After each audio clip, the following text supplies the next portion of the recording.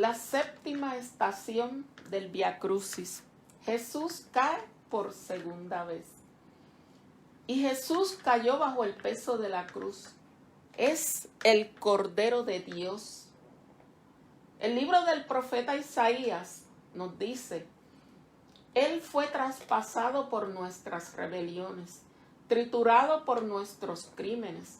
Nuestro castigo saludable cayó sobre él. Sus cicatrices nos curaron. Jesús se tambalea. Ya ha perdido mucha sangre y le resulta sumamente difícil sostener el peso de la cruz y cae a tierra por segunda vez. Tal vez alguien lo levanta. A su alrededor hay mucha gente y entre ellos hay personas que lo quieren bien, hay otros que están ahí por curiosidad. Y pensamos en un momento en San Juan Bautista, que cuando Jesús comenzó su vida pública, dijo: este es el Cordero de Dios que quita el pecado del mundo. Y en estos momentos en que Jesús está con la cruz a cuesta, se revela la verdad de esas palabras. Señor, en este día no podemos parecernos al fariseo que se alaba, se ensalza a sí mismo, si no nos parecemos al publicano que no se atreve ni siquiera a levantar la cabeza. Te pedimos con mucha humildad, a ti que eres el Cordero de Dios, que nos perdones por nuestros pecados, por los pecados de pensamiento, de palabra, de obra y de omisión. Meditando sobre el peso de esta cruz, hacemos la señal de la cruz porque nos ayuda y nos da esa fortaleza, ese regalo que tú nos has dado. Y te alabamos, Señor, porque muchas veces a través de los profetas nos has enseñado. Y te alabamos porque nos amaste tanto, Padre amado, que nos diste a tu Hijo, a tu único Hijo, para que se cumpliera. Y compartió toda nuestra condición humana, menos el pecado. Nos anunció la salvación a los pobres, la liberación a los oprimidos y la alegría a los afligidos. Y el libro de Isaías, capítulo 53, versículo 5, dice: triturado por nuestros crímenes. Y Isaías es llamado, se le conoce como el quinto evangelista, porque 6 siglos antes de Cristo vio la pasión con una impresionante y se cumple en Getsemaní y en el Gólgota lo que él había dicho. Nos lo menciona el hermano Gustavo Daniel en Ediciones Dialogando en catholic.net. Las escrituras debían cumplirse. Isaías 6 siglos antes de Cristo, nos anunció los padecimientos a tal punto de que sin conocer a Jesús, dio en detalle, parece verlo con sus propios ojos, parece ver la pasión corporal y espiritual. Es más expresivo y más conmovedor que los mismos evangelistas. Habla del varón de dolores, familiarizado con el sufrimiento, menospreciado por los hombres, ante quien se oculta el rostro, no se le tiene en cuenta, soportó y cargó con nuestros pecados, fue castigado, abatido, herido, traspasado, lo molieron a golpes por nuestros crímenes y por sus llagas hemos sido sanados. Aquí vemos cómo el que no tenía pecado fue humillado, fue abofeteado, fue escupido, lo coronaron de espinas y vivió todo eso por ti y por mí. Se ve la profundidad de ese sufrimiento de Jesús, que inocentemente carga con los pecados de todos los hombres, de todos, sin excepción de persona, del que cree y del que no cree. Esta es la verdadera causa del sufrimiento. Es un sufrimiento que nos redime. que quita, nos libra del pecado, si tú y yo asumimos, porque el Señor lo hizo con amor, lo hizo por amor, es capaz de superar el mal de todo pecado y de crear el bien allí donde no había pecado. El sufrimiento de Jesús tiene dimensiones humanas, pero con una profunda intensidad única, porque era Dios, porque era el Hijo de Dios. Así como su amor es infinito, también lo es el sufrimiento que él tuvo. La extensión y profundidad del mal solo podía ser abarcada por la extensión y la profundidad del amor del Hijo de Dios, que coloca el bien de la salvación donde está el mal que tú y yo hemos realizado. Y él sufre voluntaria e inocentemente. Es la misma pregunta de Job: ¿por qué sufre el justo? Pero Jesús no solo lleva la pregunta, sino que lleva también el máximo de la respuesta posible a ese interrogante. Y la respuesta la da con su propio sufrimiento, en lo que San Pablo llamará la doctrina de la cruz. En vida Jesús acepta anticipadamente ese sufrimiento.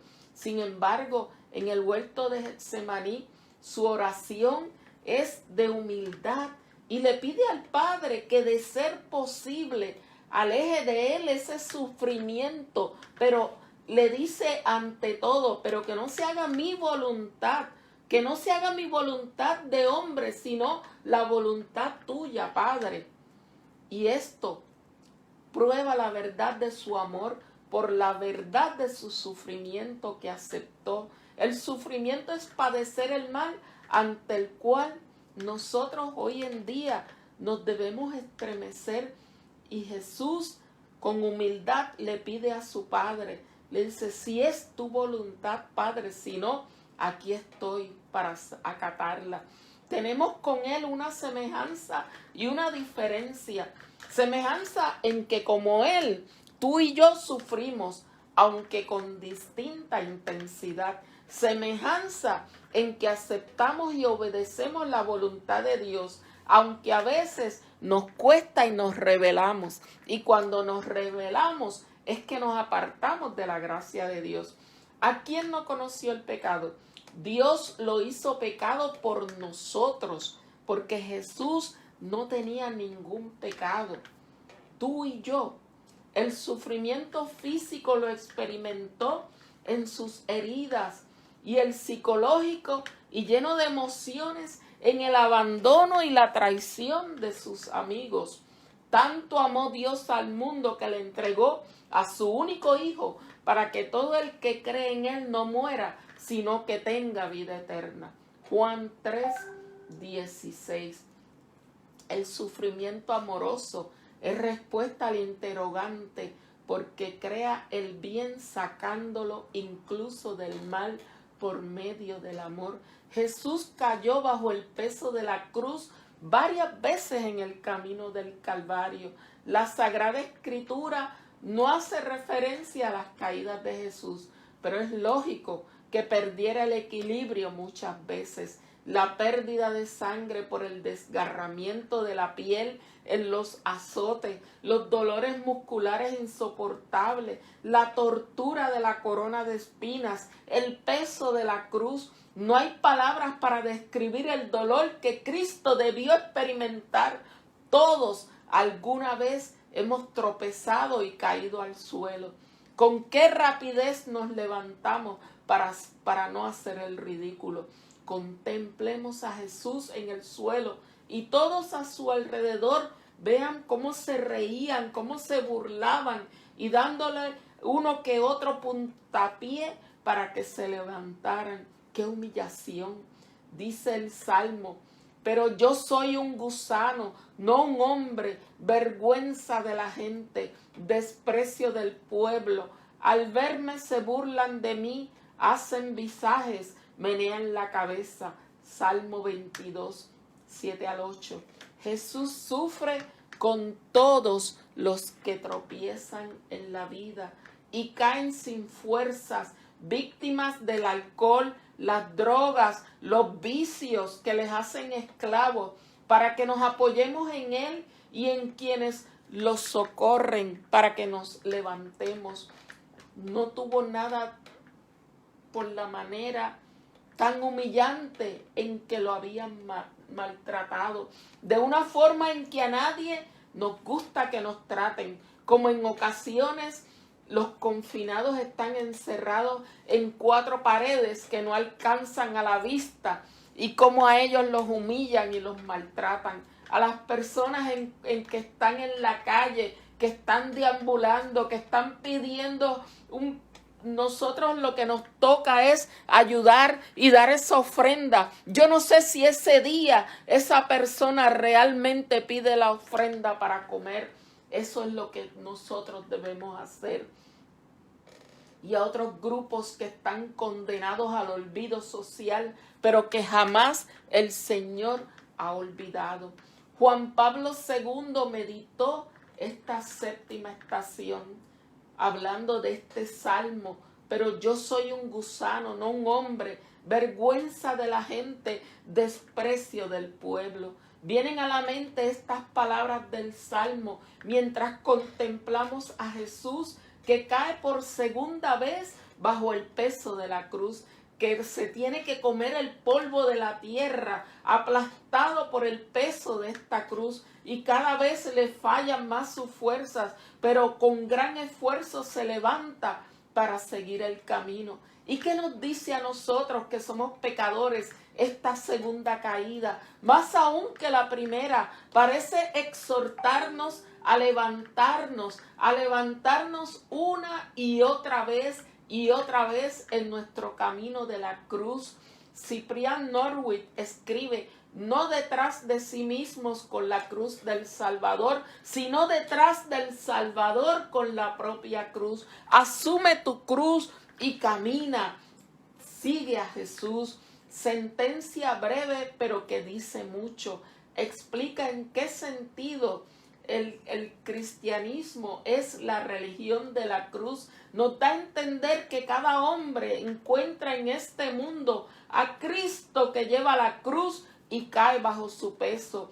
A su vez, Cristo en el camino del Calvario encuentra a cada hombre, y cayendo bajo el peso de la cruz no deja de anunciar la buena nueva. Y desde hace 2000 años el evangelio de la cruz habla al hombre. Desde hace 20 siglos Cristo, que se levanta de la caída, encuentra al hombre que cae. A lo largo de todos estos años, muchos han experimentado que la caída no significa el final del camino. Encontrando al Salvador, se han sentido calmados, sosegados por Él. Te basta mi gracia. La fuerza se realiza en la debilidad. 2 de Corintios capítulo 12, versículo 9. Se han levantado confortados y han transmitido al mundo la palabra de la esperanza que brota de la cruz. Hoy, cruzado el umbral de este nuevo año que comenzó, Dios mío, Señor, qué difícil. Si nosotros hacemos un recuento desde el día 7 de enero aquí en Puerto Rico, que muchas cosas, pero nosotros estamos llamados a profundizar y pedirle al Señor depositar todas nuestras cargas, todas nuestras inquietudes, todos nuestros sufrimientos, para que esta cruz aprender a cargarla. Es necesario que nuestra generación aprenda a vivir y a levantarnos en el nombre de Cristo. Jesús fue con sus discípulos a un huerto llamado Getsemaní a orar, y llevándose a Pedro y a los 2 hijos de Zebedeo, empezó a entristecerse y a angustiarse. Entonces dijo: me muero de tristeza, quédense aquí y velen conmigo. Y adelantándose un poco, cayó rostro en tierra y oraba diciendo: Padre mío, si es posible que pase y se aleje de mí ese cáliz, pero no se haga lo que yo quiero, sino lo que tú quieras.